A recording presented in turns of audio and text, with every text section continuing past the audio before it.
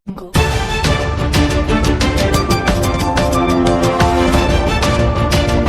एक अहम खबर, रोशन बेग के खिलाफ कांग्रेस की कार्रवाई, पार्टी मुखालिफ सरगर्मियों के इल्ज़ाम में मुअत्तल।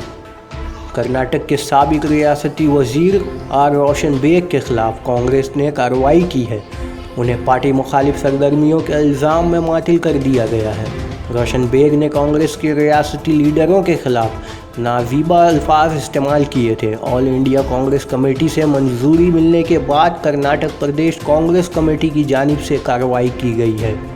इससे कबल रियासती कांग्रेस के ज़राए के मुताबिक रोशन बेग ने वेणुगोपाल और सिद्धारामिका को मुख्तबर करार दिया था, जिस पर उन्हें वजह बताओ नोटिस जारी की गई है। ताहम रोशन बेग ने वजह बताओ नोटिस को नज़रअंदाज करते हुए इसका जवाब न देने का फ़ैसला किया है। उन्होंने कांग्रेस के लीडरान अपनी नुक्ताचीनी तेज़ करते हुए दीगर लीडरान को भी निशाना बना रहे हैं।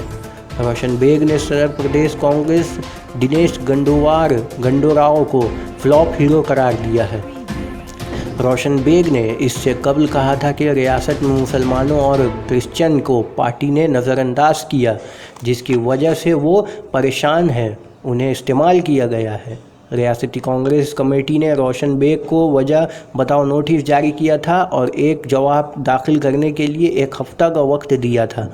वहीं कांग्रेस लीडर यूटी खान ने रोशन बेग के बयानबाजी पर तशवीश का इजहार किया था।